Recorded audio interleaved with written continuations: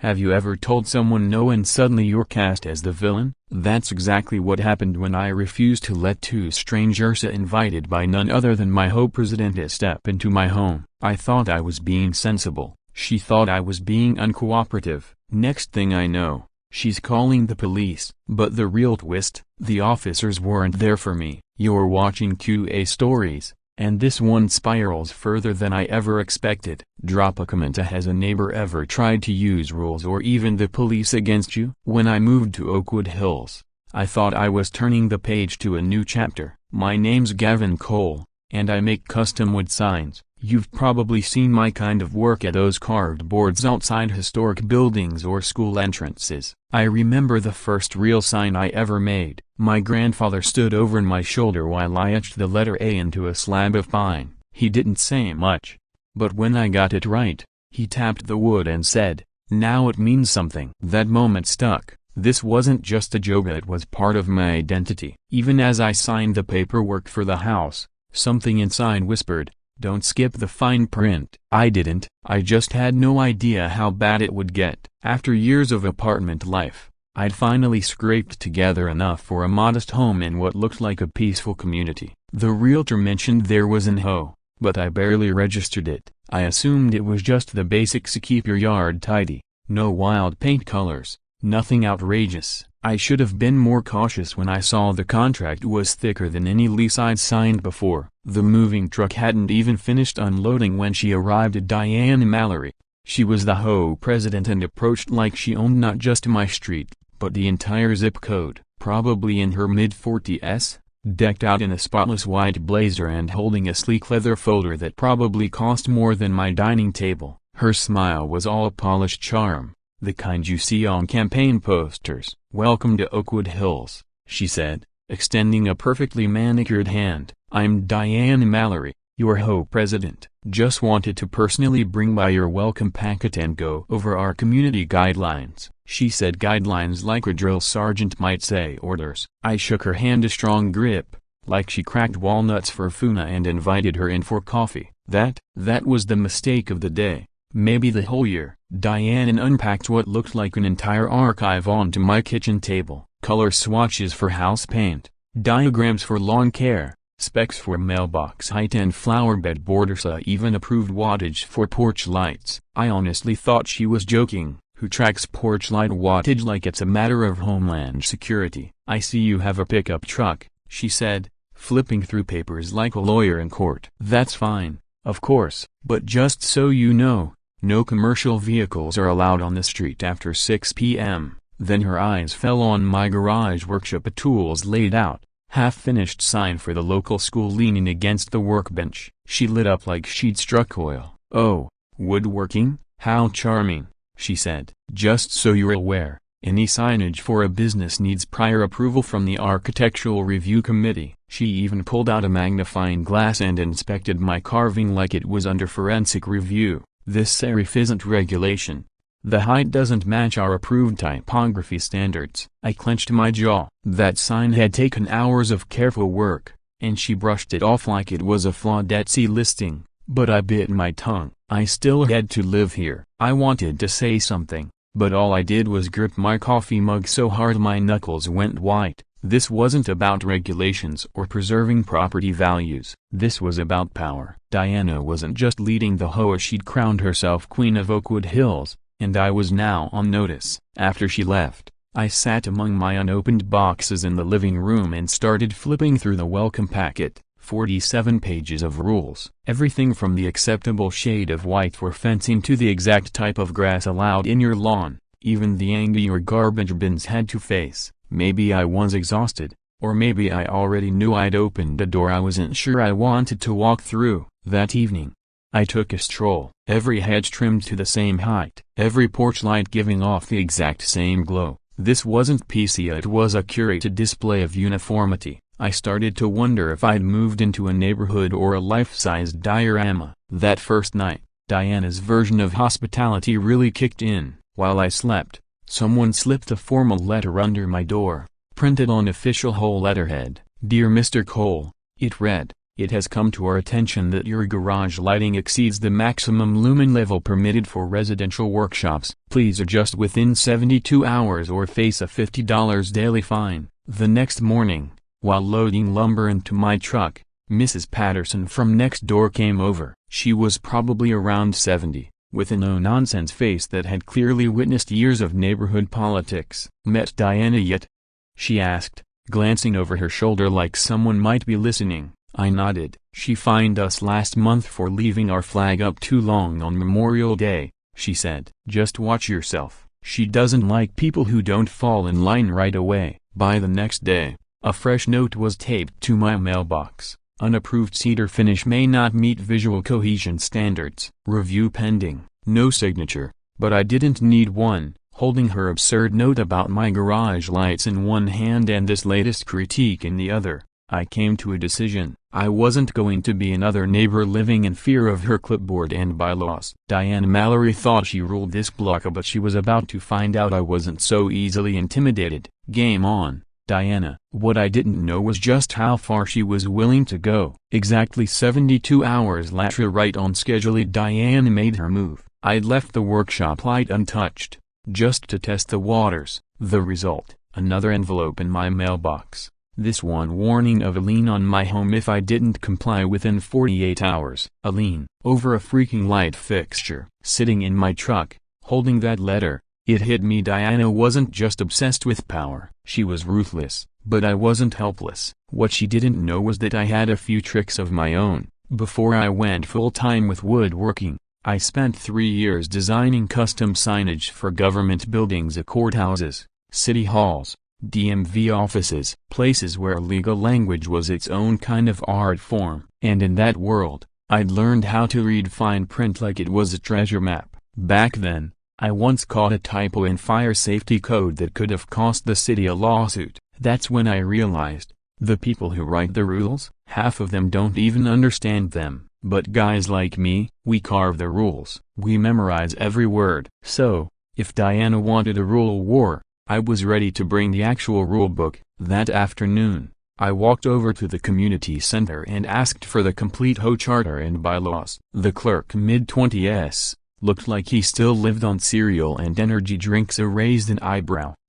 Most people just ask about the pool schedule," he said, before printing me 83 glorious pages of regulation. I spent the night combing through them like I was prepping for a law school exam, and then bingo. Buried in Section 15, Subsection C, recreational and commercial vehicles may not remain parked on community streets between 6 p.m. and 8 a.m. except when actively engaged in permitted business activities as defined by municipal code. That one phrase, "the actively engaged in permitted business activities," was my golden ticket. I had a business license. I had liability insurance. And according to city ordinances, any vehicle with business signage and equipment qualified for an exemption. Could it work? I wasn't sure. HOA rules were deliberately dense.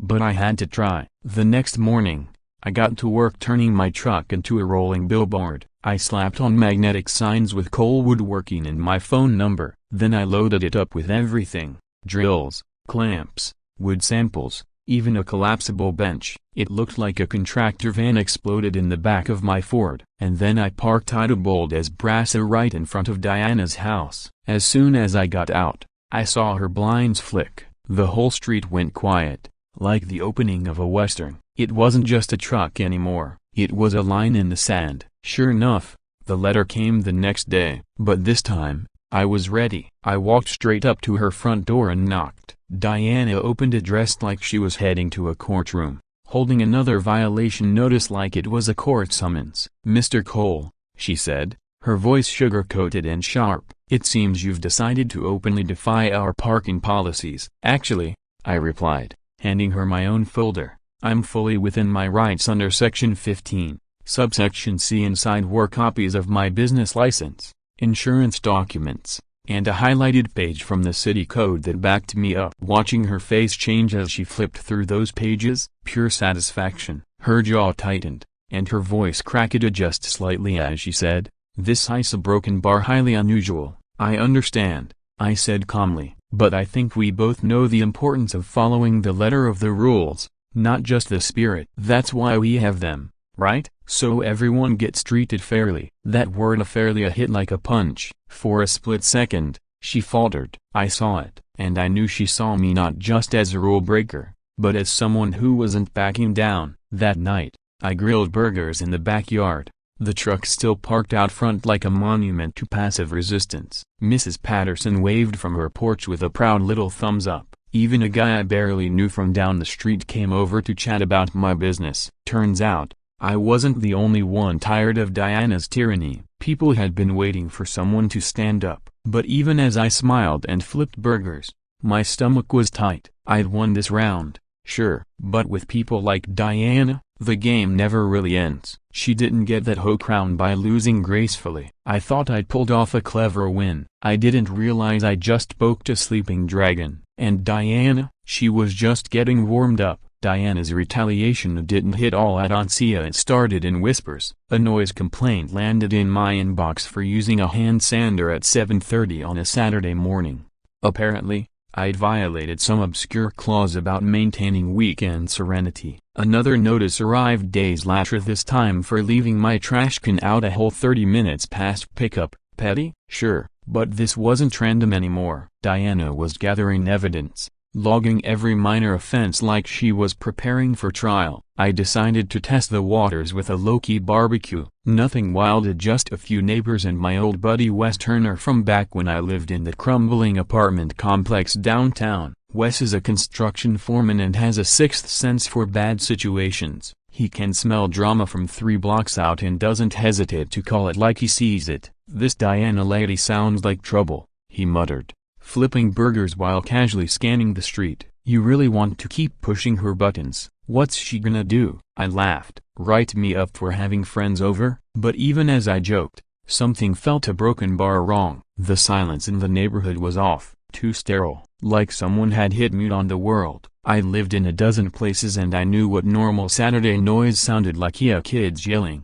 dogs barking, someone mowing their lawn. This was the kind of silence that makes your instincts itch, the kind that says you're being watched. That's when I noticed the entrance camera, the little red light that always blinked like a heartbeat, dark, and a handwritten out of order sign taped to the pole. That wasn't normal, not in a place where Diana never shut up about community safety and property values. I pointed it out to Wes. He wandered over, crouched down, and studied the wiring. "This wasn't busted yesterday," he said, tapping at fresh scratches near the power line. "Someone pulled this on purpose." At around 4 o'clock, the real show began. Diana showed up at my front gate, but this time, she wasn't alone. 2 guys flanked her, mid-30s, rough-looking. One was tall and wiry, with faded tattoos creeping up his arms like vines. The other was stocky, with eyes so cold they made my spine stiffen. The tall one, Jake, leaned on the fence like he was settling in. Casual, too casual. The shorter Onyatamiya scanned my house like he was checking for entry points. His eyes never stopped moving. The pair of them looked wildly out of place in our pristine neighborhood, like someone dropped a biker bar into a cul-de-sac. "Gavin," Diana said with fake cheer, "I'd like you to meet some friends of mine. This is Jake and Tommy. They're new in town and curious about the neighborhood." The way she said friends made it clear this wasn't a social call. These 2 weren't interested in community cookouts or home eatings. They were sizing me up at my house, my truck, like they were calculating the resale value of my belongings. I walked up, but didn't open the gate. Instinct said no, and I trusted that more than anything. "Pleasure," I said, keeping the gate closed. "Looking to buy around here?" Tommy laughed, a sharp, ugly sound that made me want to double-check the locks. "Something like that," he said, shooting a glance at Diana that definitely wasn't neighborly. Diana stepped closer. "I was hoping you'd invite them in for a quick drink, maybe show them around. You know how important hospitality is when people are new." Her smile was so strained it looked painful. The way she emphasized important and guests told me everything. This wasn't a favor, it was a command. Wes had edged up beside me, and I could feel tension rolling off him in waves. I didn't even have to look, I knew his hands were clenched. "Appreciate the thought," I said calmly. "But we're just having a quiet afternoon, family time." Not exactly true. Wes wasn't family. but something told me I needed to project that I wasn't alone, and definitely not vulnerable. For a brief moment, Diana's mask slipped, and what I saw underneath wasn't anger, it was panic. Real, rattled panic, like the script in her head had suddenly gone off track. Jake and Tommy exchanged a look, and Tommy's hand drifted toward his pocket. My heart rate spiked. I felt my own hand twitch toward my phone without even realizing it. That body language, yeah, I recognized it. I'd seen it before when a friend got jumped on a job site. I knew what was coming. "I think you should reconsider," Diana said, her voice tightening. "We value community spirit here in Oakwood Hills, opening our homes, supporting one another." She was practically begging now, which made zero sense unless there was more at stake than I realized. Why was she this desperate for me to let these guys in? Wes leaned in and muttered under his breath, "Dude, a broken bar." The short one just dropped something behind that bush. "Looks like cash." I looked. He was right. I caught the tail end of Tommy handing something to Diana when they thought we weren't watching. That wasn't a handshake. That wasn't a business card. That was a payoff. Diana Maller, a champion of rules and imagia, was taking money from two men who looked like they belonged in mugshots, not open houses. Was I jumping to conclusions? Maybe, but the way she flinched when I said no, the way her voice cracked, it didn't scream irritation, it screamed fear. "You know what, Diana," I said, loud enough for everyone on the block to hear, "I think we're done here. This is my property. I decide who steps through the gate. Your friends can tour the neighborhood somewhere else." The air felt like it dropped 10 degrees. Diana's face drained of color, then flared red, deepening into a shade that looked almost purple. Tommy took a step closer to the gate, but Wes was already moving to my side. When I refused,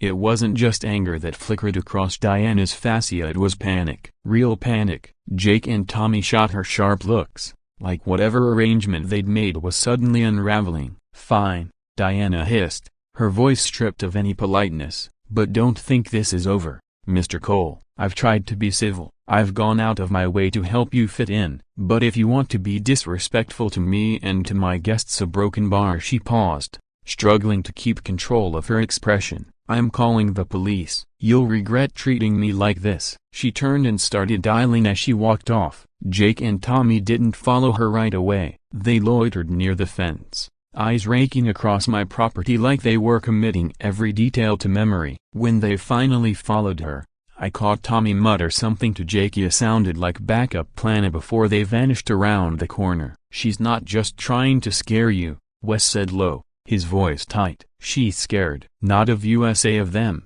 She's in way over her head." I stood frozen in the driveway, heart hammering, trying to wrap my head around what just happened. Diana hadn't brought those two here for a friendly visit. She had a purpose. And when I wouldn't go along with it, she looked terrified. But of what, or who? Why was it so important to her that those guys get inside my house? At the time, I thought it was just an intimidation play. I was wrong. 20 minutes later, sirens wailed in the distance. 2 police cruisers pulled up in front of my place. My relaxing Saturday barbecue had just turned into a front yard police incident. Blinds snapped shut up and down the block, one after the other, like a row of falling dominoes. Everyone was watching, just not openly. This wasn't just my problem anymore, it had become neighborhood theater. From my window, I saw Diana striding out of her house like she was commanding a battalion. She'd changed out of her earlier clothes and was now wearing one of her signature blazers, a power dressed, like she was ready to address the city council. She marched straight to the officers with the confidence of someone who thought she was still in control. One officer, Williams, young and clearly not thrilled to be there, came up to my door while his partner stayed back with Diana. "Mr. Cole," he said, "we got a report of a disturbance. Mind if we ask a few questions?" For a second, I thought, this is it. They're going to arrest me. No one's going to believe my side of the story. But I invited them in. Wes and I explained everything, at Diana showing up with 2 sketchy guys, her strange insistence that I let them in, and the uncomfortable vibe that had set both of us on edge. "So, you refuse to let them on your property?" Williams asked, pen ready. "Correct." He glanced back at Diana, confused. "Ma'am," he called, Mr. Cole has every legal right to decide who enters his home. I'm not seeing any cause for a disturbance report. Diana's face reddened again as she launched into a tirade about how I was disrespectful, how I was violating community norms by being inhospitable to her guests. That's when Wes came back, phone in hand, urgency in his step. "Gavin, you gotta see this." Turns out, he'd been filming throughout the day, half for laughs, half because his gut told him something was off. The video caught everything: Diana arriving with Jake and Tommy, the conversation at the gate, and most critically, the moment when Tommy subtly slipped cash into Diana's hand behind a bush. No handshake, no card, just money. Officer Williams watched the clip twice, then flagged over his partner. "Do you recognize these two men?" he asked Diana, showing her the footage. Her reaction was like watching someone realize too late they'd stepped into a trap. "They're just friends," she stammered, the confidence gone from her voice. The police radio crackled to life. "All units, be advised, suspects involved in the Elmwood burglary ring may be in the Oakwood Hills area." Description matches two male subjects. Williams's partner, already halfway back to their cruiser, suddenly stopped. Jake and Tommy were strolling down the street, just a block away. "That's them," he shouted, pointing. "Those are our suspects." Everything happened fast. Backup was called. Officers spread through the block. Jake and Tommy, realizing they'd been made, picked up their passing, but it was too late. Within minutes, 4 patrol cars were on the scene. The two were face down on the pavement in cuffs. Before I could fully process what I was seeing, I didn't collapse, but I sure wanted to. I'd been holding my breath for so long, I forgot what it felt like to breathe. Wes, still filming from the porch, muttered, "Told you they were trouble. You just saved this block's holiday decorations fund, man." Officer Williams returned once the situation was under control. "Mr. Cole, I owe you an apology," he said. "Those men have been tied to a series of home burglaries across the county. They pose as acquaintances to get inside, case the place, then come back later to clean it out." He paused, then glanced toward Diana, who was now frozen on her lawn, silent and pale. "Any idea why Miss Mallory might have been trying so hard to get them into your house?" Suddenly, it all clicked: the way she'd insisted I let them in, the panic when I said no, the cash changing hands. Diana hadn't just been weird. She had a plan, and it began with letting those guys into my home. "What for? Use your imagination." I did. Wes was still recording, this time capturing Diana's expression as the officers approached her. "Ma'am, we need to ask you a few questions. A broken bar. We're going to need to ask you about your connection to these two men," the officer said. "We have evidence that suggests you may have been working with them." Diana looked like someone had pulled the plug on her brain. Her expression froze, then flickered into confusion and panic. "You ever see someone realize they've just walked into their own trap?" "Yeah, exactly that." "This is absurd," she said, but her voice trembled. "I am the HOA president. I was just trying to be neighborly, helping new residents feel welcome." But the officers had already seen Wes's footage, and by then, they'd found some pretty damning evidence in Jake and Tommy's possession of stuff that pointed to more than petty theft. The investigation dragged on for another hour. During that time, curious neighbors started trickling outside like prairie dogs after a storm. Mrs. Patterson approached the officers and shared that she'd seen Diana meeting with Jake and Tommy 3 different times in the past week. Another neighbor added that they'd seen Diana's car parked outside multiple homes that were recently burglarized, homes she'd claimed to be checking on as part of her HOA responsibilities. As Jake and Tommy were loaded into the back of the patrol cars, Tommy shouted something that made Diana's face drain of color. "You said this would be easy. You said he'd let us in." The officers heard it, too. That was the final nail in the coffin for Diana's just friends visiting story. Officer Williams came over and handed me his card. "Mr. Cole," he said, "you may have stopped several burglaries tonight. These guys had a list of targets. Your house was next." He glanced toward Diana, who was now standing stiffly on her front lawn, deep in conversation with a detective. "As for Miss Mallory, well, a broken bar, that's going to be a much bigger investigation. And it hit me if Wes hadn't caught that cash exchange on camera. If I'd just opened the gate, I could have been the next headline. Local man implicated in robbery ring." That's all it takes. A bad call, or worse, a neighbor who wants you gone. In the span of 2 hours, I'd gone from being the guy who said no to an accidental local hero. I didn't really know how it had happened. I was still trying to make sense of it myself. I stood there watching Diana speak with the detective. Neighbors were milling around, whispering and pointing, while the patrol cars rolled away with 2 criminals who'd almost robbed me blind. But I knew one thing for sure: Diana wasn't finished. She was regrouping, calculating. I could practically see the wheels turning in her head, trying to salvage the mess and turn it to her advantage. The next morning, a Sunday, I woke up to find another letter under my door, but this one wasn't on whole letterhead. It was handwritten on her personal stationery, and the tone, almost apologetic, almost, "Dear Mr. Cole," it began. "I deeply regret the misunderstanding yesterday. I had no idea those individuals had criminal backgrounds. I was simply trying to promote unity and connection within the community." It went on for 2 full pages, carefully painting her as a naive bystander who'd been duped by clever con men. But that was just Act 1. By Monday, she launched a full counterattack, and it reeked of desperation. If she was going down, she was taking me with her. The first clue came when Officer Williams called to tell me Diana had filed a formal complaint. Her new version of the story: I was the one who had brought Jake and Tommy into the neighborhood. According to her, I'd been working with them all along and turned on them only when the police showed up. It's nonsense, Officer Williams told me. We've got the video, witness statements, the timeline. None of it supports her claim. But we still have to follow protocol and investigate. He sounded exhausted, like this wasn't his first rodeo with Diana's drama. "I just wanted to give you a heads up in case she starts getting creative," he added. She did. By Tuesday,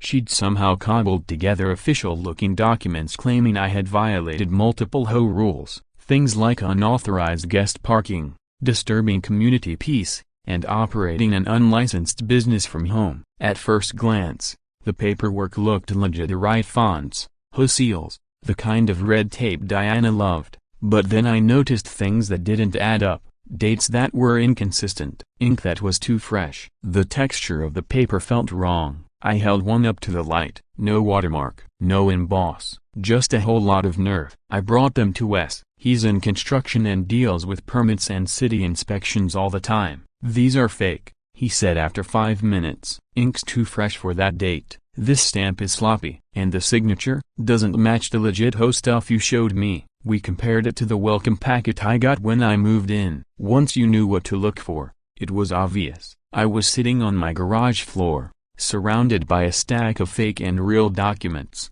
feeling like I just failed a crash course in HOA forgery. Then came the knock. Mrs. Patterson stood at my door, looking around nervously. "Gavin," she whispered once I let her inside. "I shouldn't be here, but I saw something." Her eyes kept darting, like she thought Diana had spies. She had stamps, papers, wine, too. That's how I knew it was serious. "Diana only drinks when she wins," she went on to describe seeing Diana in her garage the morning after the arrest. Papers laid out across the hood of her car, some kind of stamp or seal. Clearly, she was making something. It wasn't morning yoga. I'd seen stuff like this on drama threads and cautionary videos online, but living through it, surreal. This woman had been caught red-handed helping known criminals, and her next move was to try framing the guy who stopped her. And as if that wasn't enough, the next day brought an even more blatant sign of desperation. I was working in the garage when I heard shouting. I stepped outside and saw Diana in my driveway, arguing with Mrs. Harrison, who lived 3 houses down. "You have to back me up on this," Diana snapped. Her voice was tense, strained. Exactly how she'd sounded when her plan first crumbled. "That man is dangerous. He brought criminals into our community." Mrs. Harris didn't just shake her head. She took a step forward. "You're not dragging us into your mess," she said. "You're on your own this time, Diana," Mrs. Harris said firmly. "We trusted you for too long." "No more." The words hit Diana like a slap. For a moment, her face crumbled, the composed mask slipping. Mrs. Harris, usually mild-mannered and quiet, stood her ground. "I saw everything," she added. "Those men, they were with you. Everyone saw it." Diana's reaction was unhinged. She started shouting about conspiracies, accusing Mrs. Harris of being part of some imaginary rebellion against authority. It was embarrassing. A woman who once commanded neighborhood meetings like a CEO was now ranting at anyone who dared contradict her. But Diana had one more card to play. By Thursday, a detective I'd never met knocked on my door. He introduced himself as Detective Morrison and took a seat at my kitchen table, looking like a man already exhausted by the day. "Let me guess," I said. "This is about Diana again." He gave a tired smile. "You could say that. According to Ms. Mallory's latest report, you're not just a neighbor with good instincts. You're the mastermind behind the entire operation.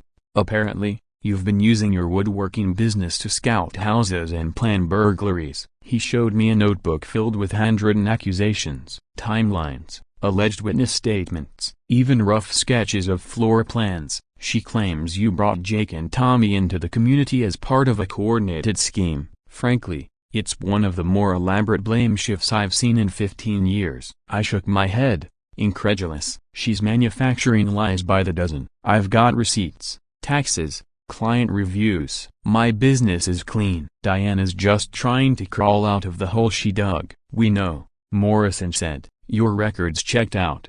Your permits are legit." Her story? "It's leaking from every angle, but she's relentless. 17 complaints in 1 week." 17. Then his tone changed. "The real reason I'm here," he said, leaning in slightly, "is that we're starting to worry about her mental state. When someone caught in a crime starts creating entire alternate realities, it becomes dangerous." "Has she threatened you directly, suggested violence?" I thought about the forged papers, the slander, the attempts to rally neighbors against me. "No direct threats," I replied, "but she's way past rational. She's throwing accusations like darts and hoping one sticks." As he stood to leave, Morrison handed me his card and said something that chilled me more than all of Diana's antics. "Keep your doors locked. If you don't have cameras, get them. People like here, they don't usually go down without trying to take someone with them." That night, I sat in my living room, watching rain blur the windows. A few weeks ago,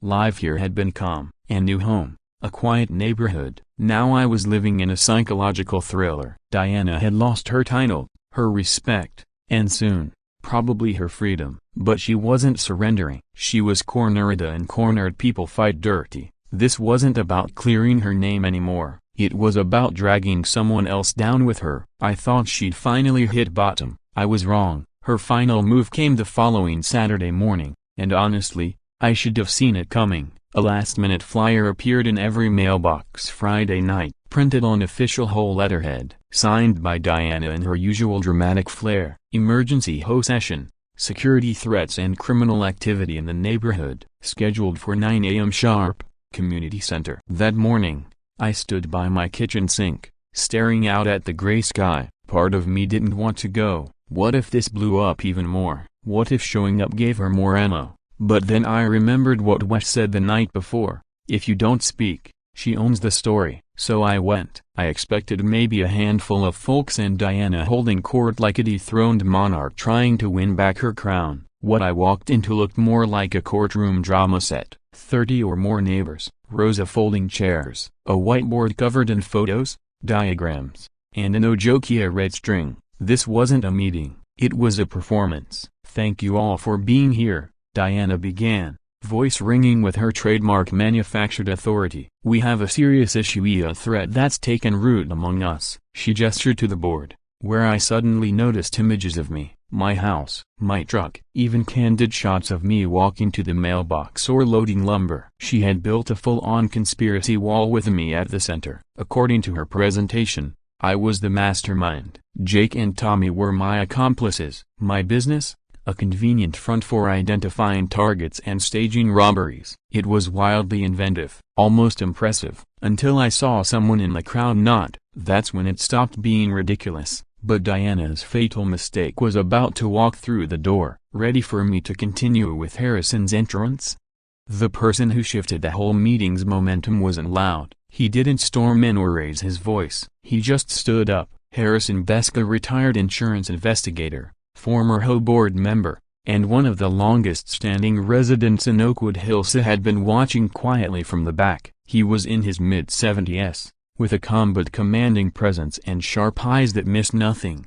"Excuse me, Diana," he said about 10 minutes into her spiraling presentation, "but I've been looking over the documents you referenced, and there are quite a few problems." He rose from his chair with deliberate steadiness, pulling a thick binder from his leather briefcase. "Let's start here," he said, flipping open the folder. "This incident report you're citing? It supposedly happened last month, but according to the reservation records for the community center, you were in California visiting your sister that entire week." Diana visibly flinched. "And this witness statement," he continued, holding up another sheet, "from Mrs. Rodriguez? She moved to Phoenix 6 months ago. She couldn't have seen anything." He began spreading the documents across the table with methodical precision, like a prosecutor walking the jury through their inevitable verdict. "I didn't spend 3 decades investigating fraud just to sit quietly while it lands on my doorstep," Harrison said firmly. "This isn't a clerical mistake, it's deliberate fabrication, and I've got the receipts." The room went dead quiet. You could hear the flicker of the fluorescent lights. Diana stood rigid at the front,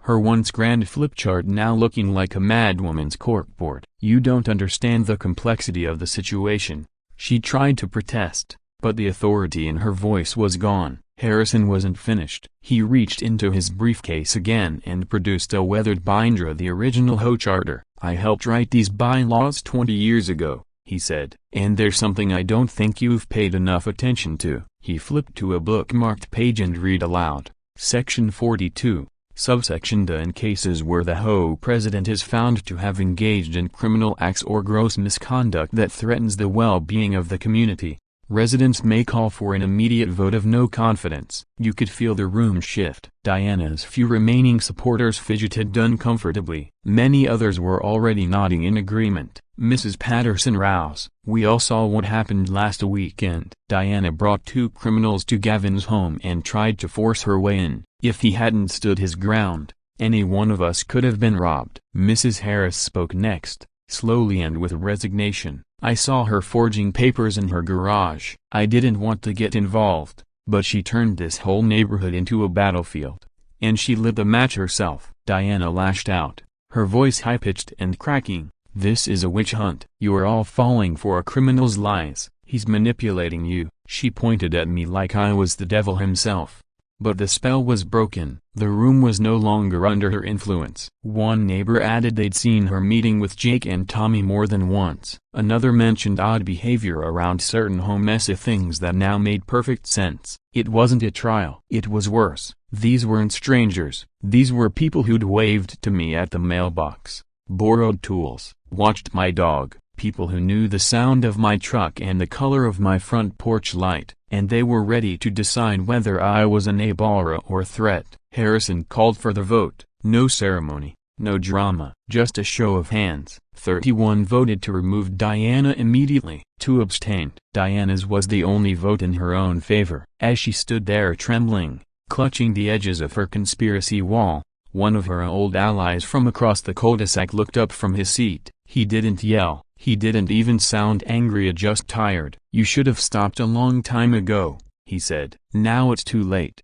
Diana gathered her papers and shoved them into a box, muttering bitterly. "You'll all regret this," she hissed. "When crime spreads and your property values nosedive, you don't come crawling to me." She stormed out, her exit more pitiful than dramatic. Harrison walked over to me, his expression a mix of empathy and resolve. "Mr. Cole," he said, "I'm sorry for everything you've been dragged through." Diana's behavior was beyond anything this community has ever seen. "We'll be holding new elections next month. I hope you'll consider running." I didn't cheer. No one did. We just stood there, letting silence settle over the room like a long-held breath finally released. For the first time in weeks, I felt at peace. Diana Mallory had been undone not by anyone else's schemes, but by her own obsession, lies, and desperate grip on control. And just like that, the nightmare was over. But it wasn't the final chapter. By Monday, her house had a for sale sign planted in the lawn. A moving truck showed up soon after. Even in exile,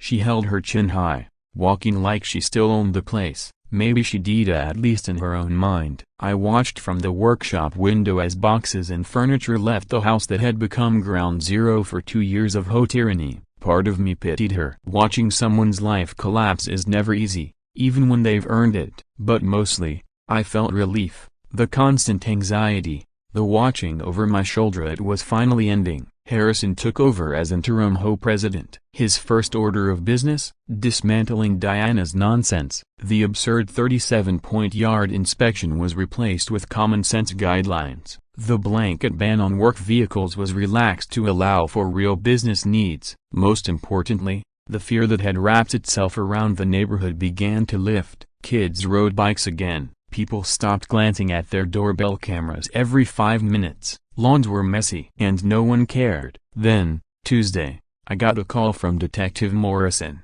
Jake and Tommy had been officially charged with multiple burglaries and conspiracy, and they'd started talking. Diana had been paying them $500 per successful hit. She'd identified the homes, sometimes unlocked doors, even accompanied them on her so-called community wellness checks to scout interiors. You stopping them probably saved a dozen families, Morrison told me. She was now facing charges to a conspiracy to commit burglary, obstruction, filing false reports.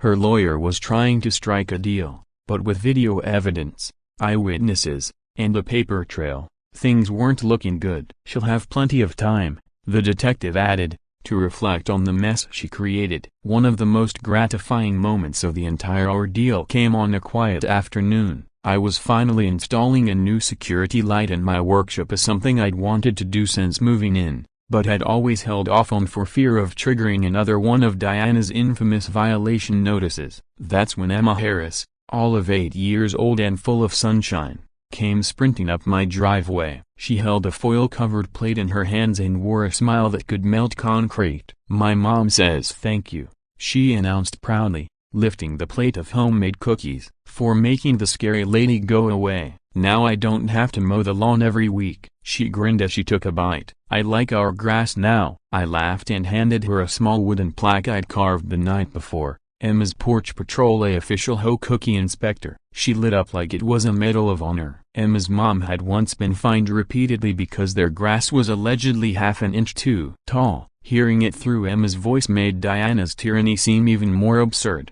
The transformation that followed was nothing short of remarkable. Mrs. Patterson began hosting morning coffee gatherings on her porch, something she'd long wanted to do but had avoided, fearing she'd run afoul of some obscure HOA rule against unauthorized social congregating. The family down the street put up wind chimes that actually chimed, not the barely audible ones they'd been limited to under Diana's noise restrictions. Even the teens in the neighborhood loosened up, playing basketball in driveways without nervously watching for clipboard-wielding patrols. Harrison held a community meeting, not to enforce compliance, but to hear what people actually wanted. Ideas flowed freely: a community garden, a shared tool library, maybe even monthly potlucks. This wasn't rule enforcement, this was vision. "We're building something better," Harrison said, handing me a small brass key. "Figured someone who reads the fine print should keep the rulebook." And as for my business, well, turns out being the guy who exposed a criminal ring and survived a hostile HOA takeover was surprisingly good for branding. Word got around. I started getting orders from nearby neighborhoods of people who wanted custom signs and someone who could carve through chaos with a little integrity. 3 months later, I was installing a new entrance sign for Oakwood Hills. The old Onia Diana's designa was a cold, imposing monument that made you feel like you were entering a gated facility. The new one was carved in warm oak, mounted on stone, and reads simply, "Oakwood Hills, a community of neighbors." Mrs. Patterson walked by as I tightened the last bracket. She handed me a cup of coffee, her usual offering. "You know, Gavin," she said, "I never thought I'd see peace in this place again. Diana had us so scared of each other, we forgot we were neighbors." And that's when it hit me. The real win wasn't stopping Jake and Tommy. It wasn't even getting Diana removed. The real victory was watching the neighborhood remember how to breathe again, how to collaborate, not comply. 6 months later, the legal chapter closed. Jake and Tommy were sentenced to 5 years each on multiple burglary charges. Diana pled guilty to conspiracy and obstruction, earning herself 18 months in prison and mandatory community service. Her house sold quickly to a young family with 2 kids, who instantly became some of the most liked residents on the block. Sometimes, the hardest fights aren't the loud ones. They're the quiet, grinding battles waged with paperwork, persistence, and principally against people who think that authority grants them unchecked power. Diana wrapped herself in rules like armor. We use the truth like a chisel. And in the end, that was enough. Gramsci always said, wood doesn't lie, you just have to carve away the mess. Now I finally understand what he meant. If you're facing a local tyrant, an HOA despot, or anyone who hides behind fine print to make your life miserable, keep your records, know your rights, and don't stay silent, because if you don't speak up, someone like Diana will fill that silence for you. Thanks for watching Just Stories. If you've taken down a clipboard tyrant or fought back against petty power, drop your story in the comments. And if you stuck around to the end, you know what to do. Hit that like button, and subscribe for more wild tales from the neighborhoods you thought were quiet.